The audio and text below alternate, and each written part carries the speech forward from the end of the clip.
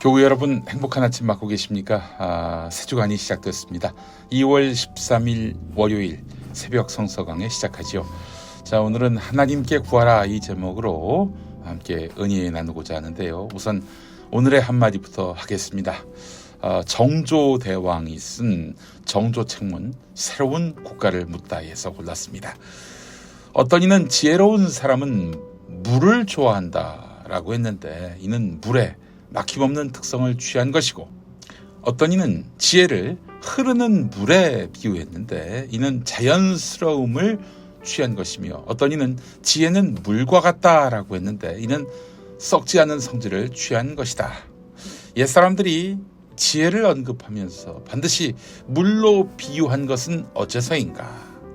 네, 오늘의 한마디였습니다. 야고보서 1장 2절에서 8절까지 말씀 함께 읽도록 하겠습니다. 야고보입니다. 하나님과 주 예수 그리스도님이 부리시는 종입니다. 세상이 흩어져 사는 12지파에게 이 편지를 보냅니다. 인사드립니다. 나의 형제자매 여러분, 여러분이 여러 가지 유혹에 맞닥뜨리게 될 때에 그것을 오롯이 기쁨으로 여기십시오.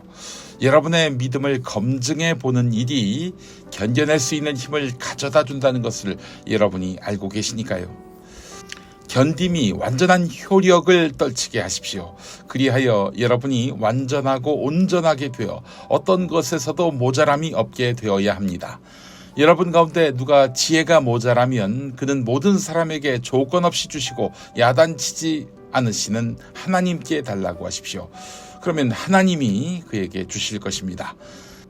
그는 아무것도 의심하지 말고 믿음으로 달라고 해야 합니다. 의심하는 사람은 바다 물결과 같아서 바람에 이리저리 떠밀려 다니기 때문입니다. 사실 그런 사람은 주님에게서 무엇을 받을 거라고 생각해서는 안 됩니다. 그는 마음이 둘로 나뉜 사람입니다. 그가 하는 일은 모두 이랬다 저랬다 불안정합니다. 네, 야고보서는 야고보의 편지라는 거 다 아시죠? 누가 썼을까요? 야고보라는 이름을 가진 사람, 성경에도 여럿 있는데 말이죠. 예수님의 동생인 야고보가 썼을 것이다, 이렇게들 생각하고 있습니다. 물론 확인이 쉽지 않죠. 그래서 다른 사람이 쓴 것이다, 이렇게 지적하는 사람도 있습니다.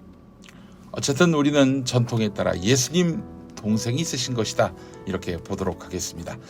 요한복음 7장에 예수님 동생 이야기가 나와요. 5절, 예수님의 형제들도 예수님을 믿지 않고 있었던 것이다, 이 대목이 나오는데, 그러니까 육신의 형님인 예수님이 십자가에서 죽고 부활하시기 전까지 이들은 예수님이 설마 하나님의 아들이겠는가, 이렇게 생각했다는 것이죠. 자, 그러나 십자가 사건, 부활 사건 이후로 이 야고보는 사도들과 함께 행동했습니다. 사도가 된 것입니다. 초대교회 감독, 장로라고 보면 될 겁니다.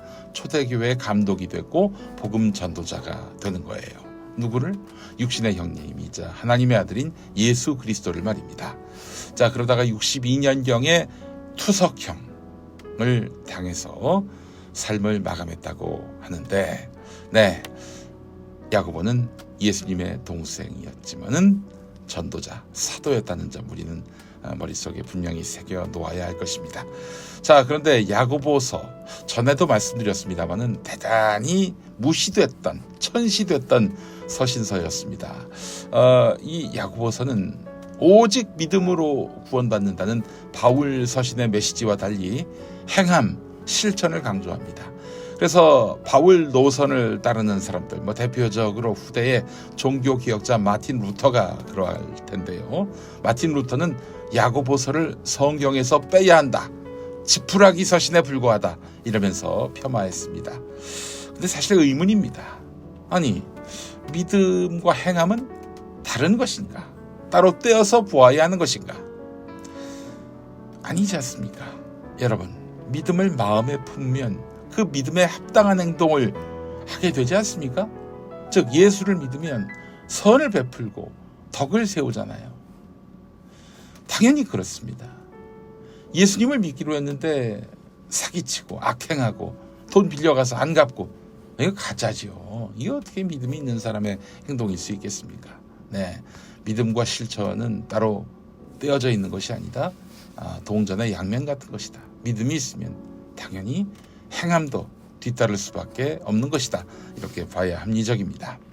자, 오늘 야고보서 첫 장은 요컨대 견뎌라 이겁니다. 믿음을 가진 사람은 행하게 된다라고 말씀드렸는데요. 즉 선을 실천하게 된다고 말씀드렸는데요. 선을 실천한다는 것은 무엇입니까? 시련 앞에서도 당당하게 된다는 말이기도 합니다. 믿음을 가진 사람은요, 시련을 만나면 어떻게 합니까? 2절을 보겠습니다. 오롯이 기뻐한다. 네, 좌절하고 절망하고 변절하지 않습니다. 위기와 고통을 나의 믿음을 더욱 단단하게 만드는 계기로 삼습니다. 여러분, 지금 고난에 놓여 계십니까? 탈출구가 없다고 생각하십니까? 극단적인 선택을 마음에 두시는 경우도 있습니까? 안 됩니다. 믿음을 가지십시오. 그러면 견딜 수 있습니다. 믿음을 가지면 뭐가 달라지느냐? 하나님이 나를 지켜주세요. 물론 그렇게 잘 견디기만 하면 되느냐? 아닙니다. 시련 앞에서 오롯이 기뻐하면 그걸로 끝일까요? 아닙니다. 하나님은 그렇게 해서 너 혼자 그냥 그거 다 감당해. 그 왜 어려운 사정 나한테까지 얘기하니? 네가 알아서 해결해.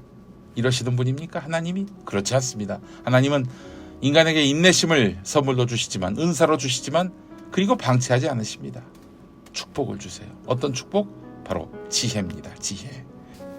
여러분, 지혜란 무엇입니까? 사물의 이치를 빨리 깨닫고 사물을 정확하게 처리하는 정신적 능력이다.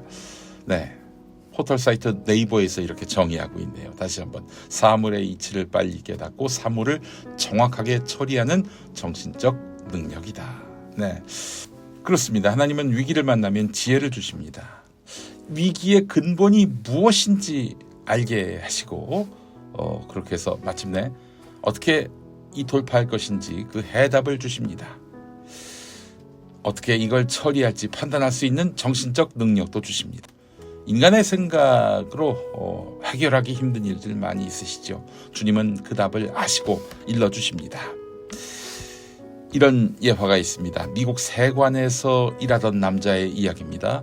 하루아침에 일자리를 잃었어요. 자존심이 다칠까봐 한동안 아내에게 이야기하지 못했습니다. 또 아내가 아파할까봐 이야기를 못했던 것일 수도 있겠죠. 예, 그러다가 끝내 입을 열었습니다. 여보, 미안해요. 솔직히 나 해고당했어요. 앞으로 어떻게 살아야 할지 내가 답을 찾지 못하겠어요. 어디 가서 허드렛 일을 하자니 나이가 많고 체력도 바닥이고. 깊은 수심에 빠져 있으니까 아내는 남편에게 이런 말을 합니다. 여보, 이렇게 해서 하나님이 당신에게 새 출발하게 하시려는 것 같아요. 힘내세요. 당신 글 쓰는 거 좋아하잖아요. 글 한번 써봐요. 남편의 근심은 완전히 가시지 않았습니다. 당장 다음 달부터 월급을 못 갖다 주는데 근데 언제 글을 쓰고 또 돈을 번단 말인가. 그러자 아내는 내가 이럴 줄 알고 돈을 모아 놓았어요. 하나님이 새 길을 열어주신다 믿고 나갑시다. 와, 대장부입니다, 이 아내분은. 네. 자, 그럼 이 복된 남편은 누구냐? 나다니엘 호손이라는 사람입니다. 어디서 많이 들어본 이름이죠? 1년 동안 아내의 도움을 받고 소설을 썼는데 그게 바로 주홍글씨입니다. 주홍글씨 이름 들어보셨죠? 1850년 출간한 이래 160여 년이 지난 오늘까지도 전 세계 독자들에게 널리 읽힌 책입니다. 잠언 1장을 보면요, 지혜를 이렇게 묘사합니다. 주님을 경외하는 것이 지식의 근본이거늘 어리석은 사람은 지혜와 훈계를 멸시한다. 여러분, 지혜의 뿌리는 결국 하나님을 경외하는 것입니다.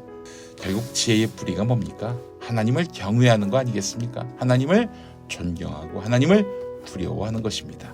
존경하는 것은 신뢰하니까 그 뜻을 따른다는 것이고, 두려워한다는 것은 징계를 받을 수 있으니 그 뜻을 따른다는 거 아니겠습니까? 여러분, 지혜로운 삶을 살고 싶으십니까? 하나님을 믿으세요. 하나님을 믿으세요. 교회 다니는데요, 헌금 내는데요, 에이, 하나님을 안 믿으면 말짱 도루묵입니다. 하나님을 믿는 게 핵심이죠. 자, 하나님을 믿으시고 주어진 상황에 오롯이 기뻐하시기 바랍니다. 하나님은 우리에게 지혜를 주시고 희망을 주실 것입니다. 오늘도 지혜를 얻는 삶을 사시기 바랍니다. 함께 기도하시죠. 하나님, 인생의 시련 속에서 우리가 낙심하지 않게 하옵소서. 시련에 당당히 맞서며 끝까지 인내해서 하나님 앞에서 성숙하고 온전한 사람이 되게 하소서. 부족한 사람에게 후하게 해주시는 하나님, 우리에게 하나님의 지혜를 부어주옵소서. 예수 그리스도의 이름으로 기도합니다. 아멘. 네, 조금 느린 듯해도 기다려주겠니? 조금 더딘 듯해도 믿어줄 수 있겠니? 네가 가는 그 길 절대 헛되지 않으니 나와 함께하자. 네, 하나님의 목소리가 들리십니까? 이 가사를 담은 러빔의 하나님의 열심 함께 하시고요. 힘을 얻으시고요. 저희는 오늘 하루 승리하고 내일 아침에 다시 뵙겠습니다. 고맙습니다.